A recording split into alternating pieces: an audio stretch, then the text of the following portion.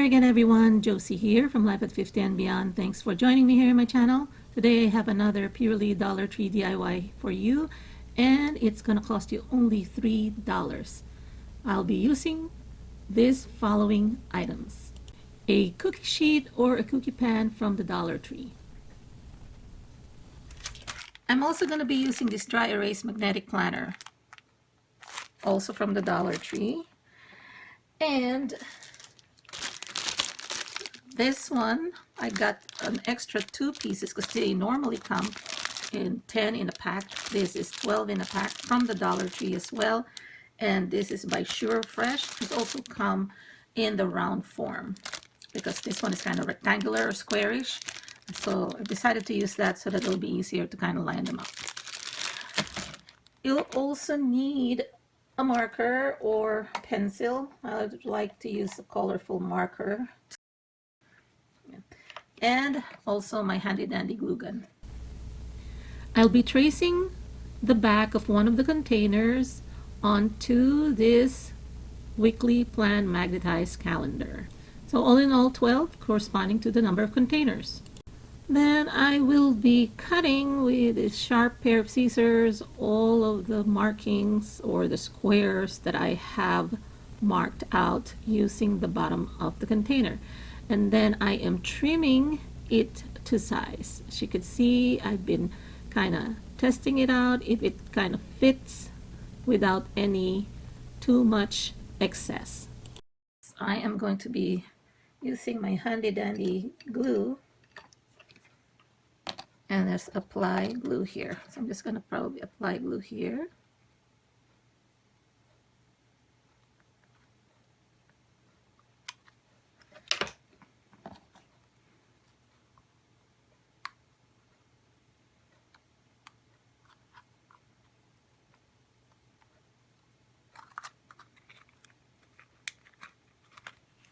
I'm going to press it here so that it sticks. Okay, then I just want to let you see here, when you close this and it seals tight,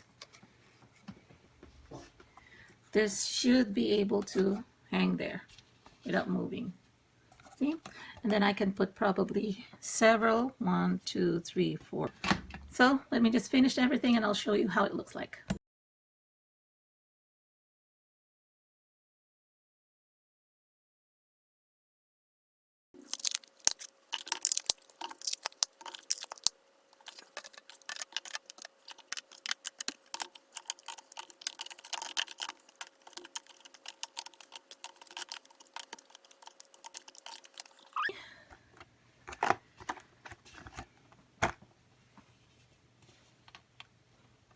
So you could actually fit 2 more rows.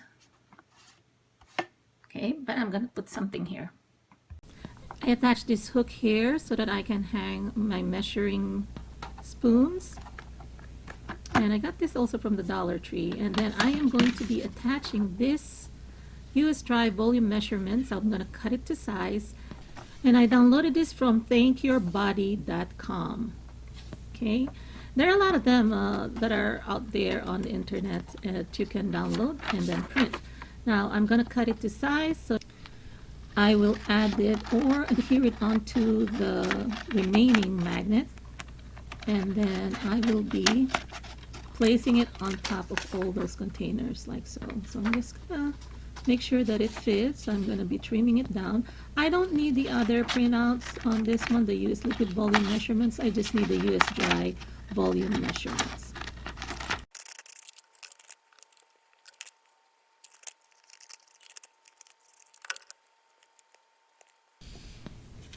As you can see, that's where my cut piece of magnet there, and I'm just glad that somehow I am able to utilize the remainder and even take advantage of the decoration there at the bottom, so I left it like that. And now I'm adhering this piece of paper with the US Dry volume measurements onto it, and then voila, there's my measurement guide for dry volume. Now to label each container, you can choose this one, which comes in 45 a set. And what's good about this one, it is dryer and washer safe because it's for fabric. But I want to use my washi tape because I want to add a pop of color. So I'm choosing this one.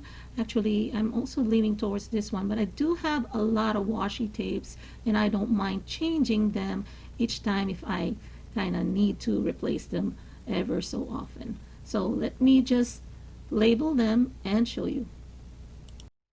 Well, before I forget, one thing about washis, you can really have so much fun with washis. You can actually decorate the trim with washi so that you can make them all match like so. Very easy and inexpensive. And like I said earlier, if you're tired of the style or if you messed it up for some reason, you can just remove it.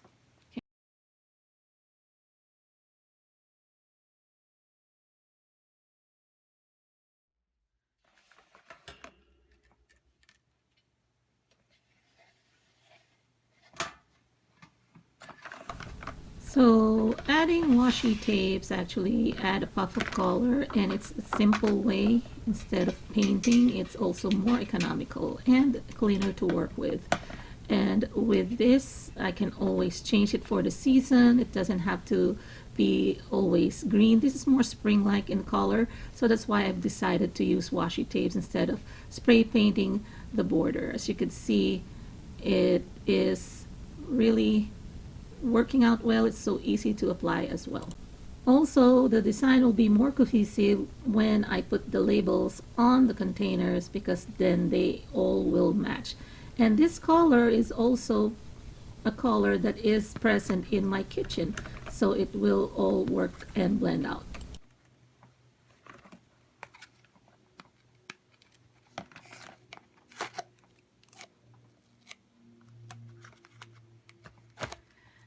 And now for the pièce de résistance. This is the one I printed. Now it matches. I didn't plan on that. Bam! Now you can laminate this if you have a laminator. I have a heat laminator, but I didn't laminate it. If you don't have a heat laminator, you can buy those packing tapes, the clear packing tapes.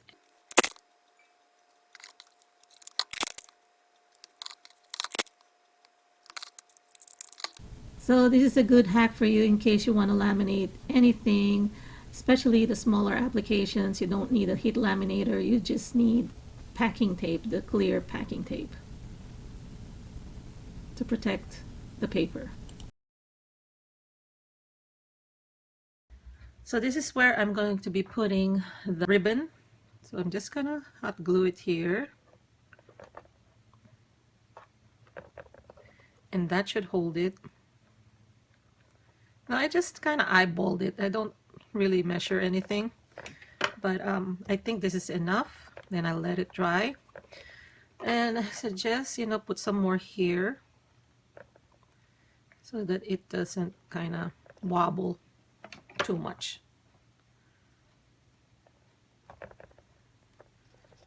Okay, there we go. And let it dry, and then I am going to be hanging it with this inside the kitchen cabinet. Okay, here it is, everybody, the finished product. It's inside our kitchen cabinet door. So I moved this one here because it appears that this is too long if I put one here. So I just moved it up here. So that's for the salt, the pepper. I haven't really filled them all up yet, but I just want to show you the finished product. Now, you can opt also, if you don't want to put an extra hook here, because there's a hook on top already where I hung the ribbon, you can also put it here. Actually, I was thinking about putting it there and then putting, you know, maybe 4 more, and I can remove this. But I think it's fine like this as well, so that they're corralled. They're all corralled in one place. So yeah. And this is another multi-purpose organizer, because you can use this also if you are a crafter and you want to keep those small items, your glitters, your sequins, your buttons or those small ones, especially if you're making shakers and they come in different colors, you can use this. And what you can do is glue the magnets on the cover. And I suggest don't put the glue here because you're going to put a lot of glue. Maybe just the perimeter here because it's raised. There's an indentation here. And then put the magnet there and then flip it on the other side so that you can see what's inside. Unless you just really want to make it all look uniform, and then maybe just use a coloring marker here to put what color of item is in there, like for example, you know, for your beads and sequins and stuff like that. And if you are into nail art, if you want to use this also for organizing your acrylic nails and also the embellishments that you use for nail arts. And in your home office, this will be good also if you want to keep your paper clips, your push pins, those binder clips, and whatever small items that you have maybe that you don't want to lose and misplace. So again, this is Josie from Life at 50 and Beyond. Hope you enjoyed this video. If you did, please give it a thumbs up. Please share with your friends who are in need of this type of organization. And also, please don't forget to subscribe if you haven't subscribed yet. If you are a returning subscriber, thank you for always supporting my channel. And I hope to see you again on my next video. Bye-bye!